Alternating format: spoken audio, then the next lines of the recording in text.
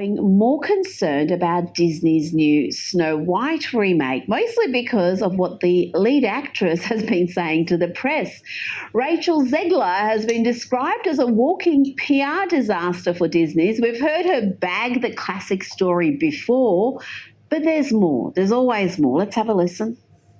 I mean, you know, the original cartoon came out in 1937, and very evidently so. There's a big focus on her love story with a guy who literally stalks her. Yeah. Weird. Super weird. So we didn't do that this time. So no prince, or a different kind of prince? We have a different approach to what I'm sure a lot of people will assume is a love story, just because, like, we cast a guy in the movie, right. Andrew Burnap, great dude. Yeah. It's one of those things that I think everyone's going to have their assumptions about what it's actually going to be, but it's really not about the love story at all, which is really, really wonderful. And whether or not she finds love along the way is anybody's guess until 2024. All of Andrew's scenes could get cut. Who knows? It's Hollywood, baby. This is starting to sound nothing like Snow White. They've just got a character named Snow White, but the story seems to be entirely different. Joining me now to discuss Disney seemingly destroying another classic is Turning Point USA contributor Erin Elmore. Erin, we've heard these comments from the actress playing Snow White, who seems to have contempt for the original story and character. Well, it seems as there's no appreciation for the Magic Kingdom and the original magic of Disney. You know, they're celebrating their 100th year of movie making. And instead of this woman talking about that and saying she's so proud to give her play on Snow White, she's trashing the original version, not paying any homage to history, and basically making it woke. And we all know how that goes. We've just seen several Disney movies. One, Stranger World in 2022 lost $147 million, and Elemental, their worst box office opening in 28 years. Wow. And I just don't understand, if they do want to have these woke themes and modern stories as they see them, then write a new one. Why take a classic and basically trash it where it doesn't resemble anything to what people want to see? I mean, that's why you go along to see Snow White, presumably. Moving along now, let's talk about the president. We all remember he went to the polls on a platform of empathy. Let's have a listen. My mom had an expression. She said, "Joey, you're defined by your courage and redeemed by your loyalty." It really is about reaching out.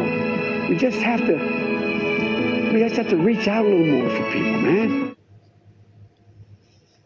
He was going to restore decency and empathy into the White House, Erin, but there's no sign of that. Over and over again, we see examples, and the recent wildfires in Hawaii that have claimed 90 lives at least. Again, the president has been found wanting. He seems to have this never-ending beach break. Reporters were camped out there for hours. Finally, they got to ask him about those devastating fires, and this was his response.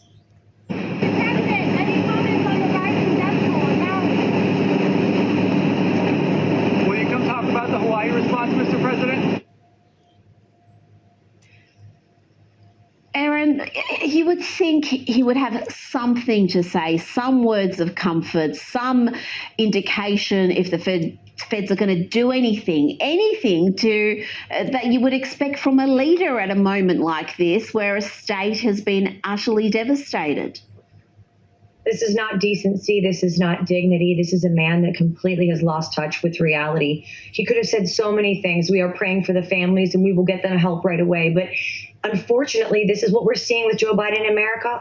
Every turn and every time something happens. Look at East Palestine, Ohio. He did nothing and never visited there either. And that was a terrible tragedy for those people. And what about our Afghanistan withdrawal?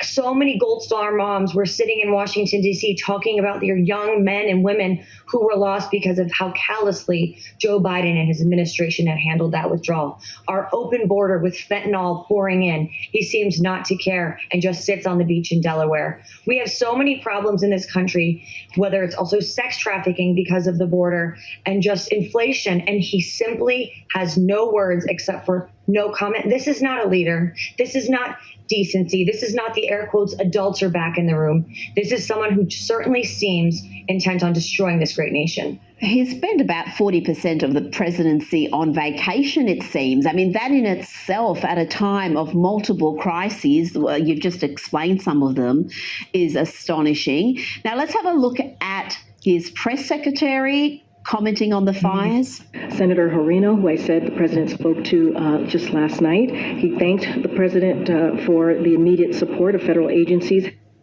That's a very short clip indeed. And yet, Karine Jean-Pierre manages to make two major mistakes there.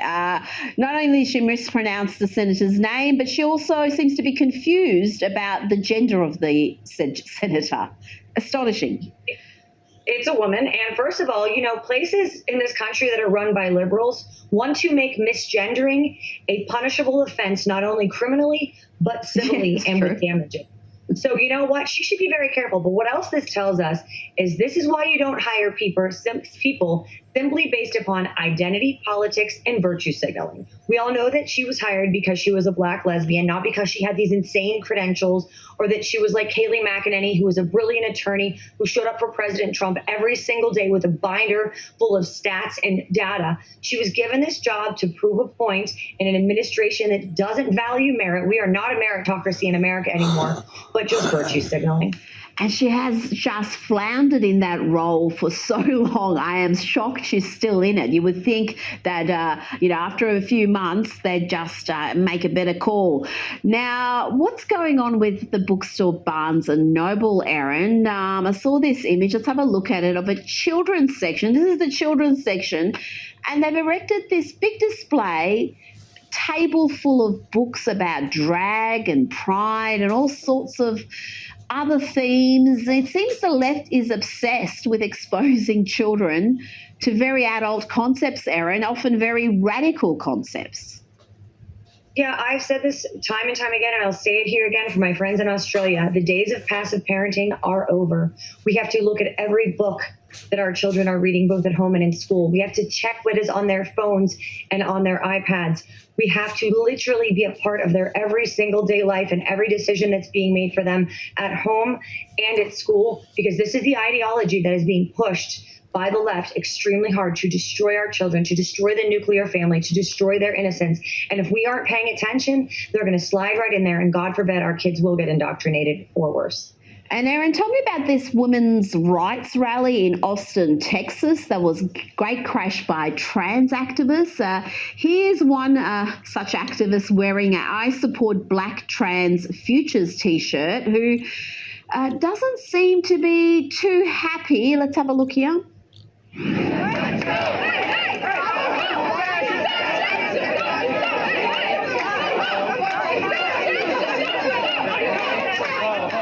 Hey, hey, ho, ho, these fascists have to go. Very imaginative indeed. That young lady makes an appearance in a little segment we've got called Lefties Losing It, so look forward to that. But after all that chanting, there was a bit of screaming and abuse, and this clash between trans activists and women's rights campaigners, it seems to be deepening, not just in the US, but in the UK. We've seen it right here in Australia.